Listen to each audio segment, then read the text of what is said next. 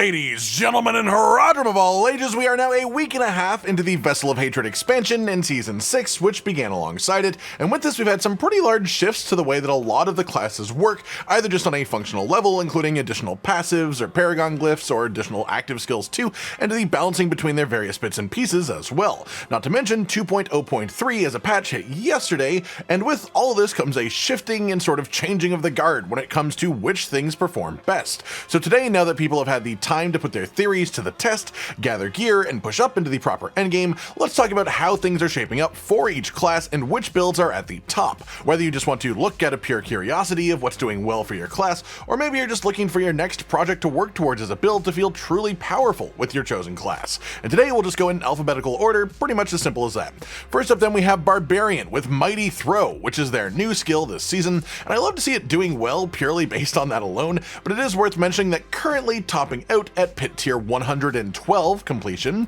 it is doing so pretty much entirely due to a bug, which is that Mighty Throw creates a unique snapshot where the first weapon you throw into the ground keeps the buffs active for any future Mighty Throws that you do, as long as you never let there be a break between the duration. In other words, you stack up a bunch of damage buffs, then launch off Mighty Throw, and then before the duration of the effect ends, you have to cast it again, and if you successfully repeat this over and over, you will keep the full bonuses of all the effects that you stacked until the loop stops. This ends up hitting for billions of damage per tick with dozens of ticks per hit, ending up with some really solid damage numbers up there. If you ever stop casting the ability though and let the buff fall off, you do have to reset. In pit pushing, this is done by using Steel Grasp on repeat to just sort of drag enemies into a nice little clump until you create a large enough pack to be worth actually engaging with. Then you use Combat Bash 4 times to activate a guaranteed overpower on your next hit, use it with Violent Hammer of the Ancients, which activates another damage buff that you can snapshot after you overpower with the skill, then bash 4 times again to activate another guaranteed overpower.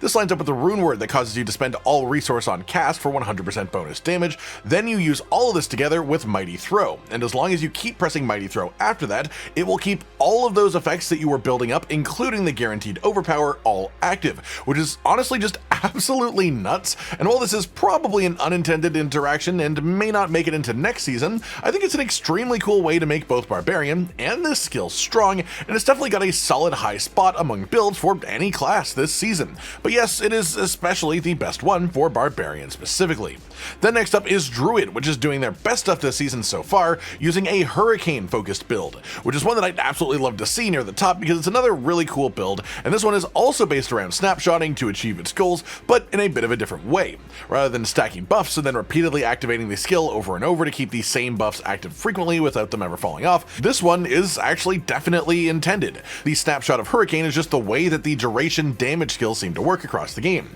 If a skill does ticking damage over a duration but is not damage over time or a channeled skill, then you are generally able to snapshot things like guaranteed overpowers for the full duration just by having an effect when you cast it. You can also do things like crits with this, and then also when you press the skill this happens, Hurricane in this instance will keep the buffs for the full duration. Then while it does its thing around you, you just build up your buffs again for your next cast down the line. The range of Hurricane just physically is long enough to be past the concept of what the game calls close range, which lets you use the Nature's Reach passive for bonus damage to distant enemies if you hit with the very edge of Hurricane, which is why you can see Danger here, who is the top pit tier clearing druid with a 102 at the moment, purposefully keeping the enemies that he wants to get rid of the quickest the perfect range away through effective social distancing. You then pair this with stacking tons of the Hurricane duration increase utility temper with the Tempest aspect, which makes Hurricane's damage increase the longer that it's active. This does actually increase the maximum bonus at damage from this aspect as well, the more duration you can add on from the tempers, which makes us get to some pretty powerful places later on in the duration of the cast.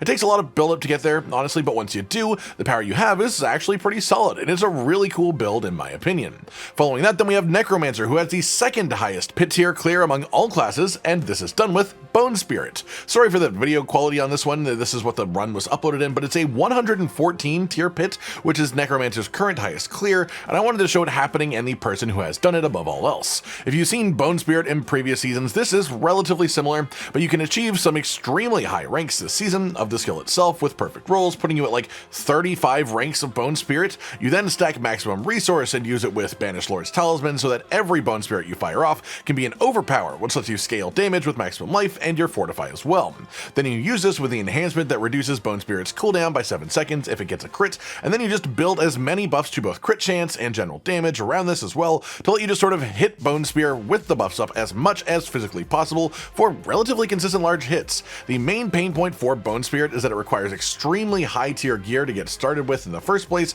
but I've seen a ton of people finding success with Blood Wave builds as a sort of secondary recommendation for something that may not be competing in the top pit tiers for the class, but is definitely quite strong and a bit more comfy looking. Then after that is Rogue, for which there are sort of two options, mainly due to the changes to the Victimized Key passive, which before launch of the expansion was looking to be an absolute powerhouse in the right setups, but hit some strange nerfs just before release. That said, if we go by pit rankings, then the best Rogue build so far is Poison Imbuement Rapid Fire, using the power of Rogue's ability to scale the hell out of poison damage, working around the Scoundrel's Kiss Ring, turning Rapid Fire into an AoE skill rather than a purely single target one, and then just building around combo points with Heartseeker, giving you a crit buff when you do it, and then firing off Rapid Fire when you have the combo points to spend. But this actually is a really fun combo that was added into this season due to runewords. Specifically, you use the rune to gain offering when you drink a potion, and combine it with the rune that makes your next non-basic skill spend all resource to do bonus damage. Purposefully, you drink potions before popping Rapid Fire to make that do a ton of bonus damage as a result.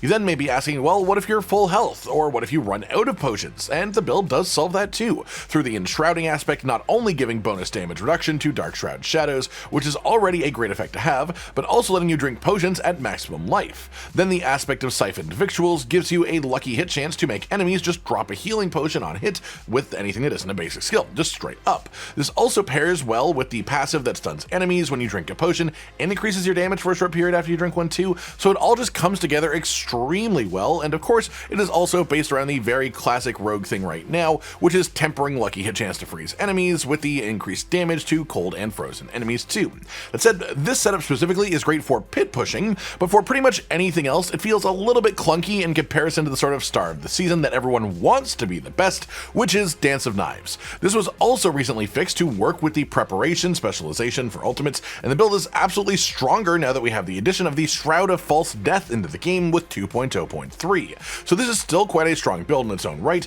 and more than capable of farming Torment 4 in pits up to around 85 or 90 with solid gear, and it's evolved to work in a pretty fun way where you manage both Shadow and Poison Imbuement, but otherwise, like two of the previous classes, this relies very heavily on snapshotting, as Dance of Knives will snapshot most buffs when activated, but this does create a pretty pure spin to win Rogue build. Moving on, then we have Sorcerer, where again there are sort of two answers for this, but the best one for pit pushing specifically, and the highest achieving one by far, is actually Fireball Sorcerer, which has generally been strong for the season so far thanks to a new bug that was discovered, but was pushed specifically in a slightly different way to its limit by Rocks and Hysteria working in Shatter to push right up through pit tiers and officially complete a tier 105, which is currently Sorcerer's highest accomplishment this season. This mostly functions similar to Fireball builds of previous seasons, focusing heavily on building up loads and loads of burn damage, but this time taking advantage of Shatter as a key passive to sort of spread and multiply this damage in group clearing content like the first portion of a pit clear. This does result in relatively slow boss damage though, because it has a high focus on group damage, which is why the trash in a pit will die so effortlessly and the boss does take a while to complete after that.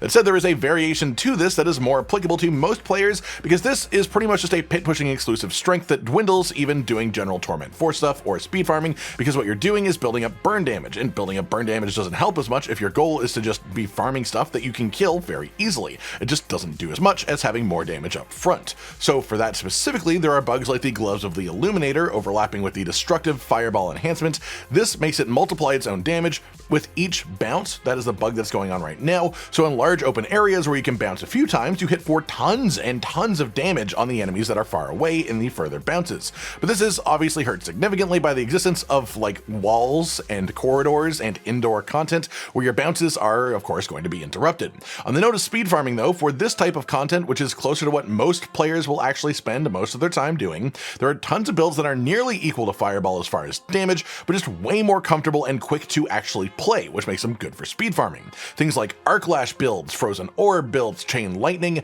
Ball Lightning, and Splintering Energy, all being nearly a match for damage output in similar gear quality, but just being literally faster at moving through areas and doing the damage up front, rather than either waiting for bounces or burn damage depending on your Fireball variation. So all of these are actually quite viable choices. And lastly, let's talk about Spiritborn, the strongest class in the game right now by far, whose best this build sort of depends on the content you want to do. If you want to reach tier 150 pits and your concern is the literal highest damage number possible and being as quick as possible in high pits, then you want to be using an overpower quill volley setup with the Rod of Kepeleke unique weapon. Overpower Kepeleke as an archetype is unbelievably strong. All of the builds that can work around this are quite good. They have ridiculous damage potential, but specifically quill volley has the highest technically with buildup due to its own ability to increase its damage per feather that hits an enemy, the effectiveness of the eagle passive skills as well, and the eagle paragon glyphs, and then just the way that it interacts with the size increase effect of Kepeleke actually being effectively a damage increase instead of just literally size up. Not to mention that before 2.0.3, this was bugged to not be affected by the chance to hit twice affix on Kepeleke, but now does actually work with it, so it's just gotten even stronger after the patch. This was also pushed even further by the person who's completed the top pit tier by both working around the planes power aspect, which creates a lucky hit chance to make a magic circle on the floor. You can stay inside of these mystic circles, and if you activate a jaguar skill within it, it will increase your damage per stack of ferocity you have. You have tons of stacks of ferocity, you can get mystic circle potency as an actual offensive temper, which then increases the value that this gives you, and this is very, very strong. It does increase the damage that the build can do, but it is very clunky to work around outside of anything but high tier pit completions, as it creates zones that you sort of have to stick to on the floor, and you can work in a way to move them with you, but it is clunky and requires evades, and it's just not an ideal way to play outside of hitting 150 pit tiers and speedrunning them as fast as you can. It is actually also a variation of this build that doesn't use the Ring of Midnight Sun, which most versions do to achieve its resource generation, instead using the tempering affix on rings for lucky hit chance to restore a percentage of resource and some very precise masterworking rolls, which lets Sephi, who has the best 150 pit completion time, use both Plains Power and Moonrise together, just hit essentially the stratosphere of damage. This especially ends up with lower single target damage because of these changes, but because of some bugs going on with pits above tier 140, this actually isn't the biggest deal, as the boss health is just not calculating correctly past that point, which makes them weaker relative to the strength gained by the trash earlier in the pit. At least this was the case prior to patch 2.0.3, so we'll have to see if things change up with the actual meta for this now that the patch is hit. That said, while powerful, there is one that I would argue is more enjoyable to use for 95% of the content in the game, and that is so strong that even while a bit less overall damage peak, is still more than enough damage to one-shot most things in the game, and that's Crushing Hands. Just this also has the addition of being significantly higher movement ability than Quill Volley, and having the damage be much more front-loaded and forward in the actual smashes, rather than Quill Volley, which takes a bit more build-up and can easily lose damage if enemies aren't grouped up or, 1 foot away from you. The tippity top best build Spiritborn can accomplish is Quill Volley for pit pushing, but Crushing Hand, I would argue, may be the best build for most players to use in actual practice, unless your specific goal is again pushing into like tier 150 pits and completing these runs. Especially with the recent essential death of the evade build archetype after the bug fixes yesterday, this is probably the quickest build that Spiritborn has that also does extremely high damage, and it caps out way higher damage than evade build did, and it's just sort of the speed farming king build for Spiritborn of what remains really. That just about does it for today then everyone, just a roundup of what we are looking to be the best and strongest builds for each class as of this point around a week and a half into Season 6 and the Vessel of Hated expansion. Things are being discovered pretty regularly for most classes, and these builds are improving, so things are moving and getting better pretty actively, but this is where they've stabilized for the immediate moment. I hope you've all enjoyed this then, and maybe it has even inspired your next choice of build. Like if you liked the video, subscribe to the notification bell for more, and most importantly, ladies and gentlemen, until next time, stay sweet.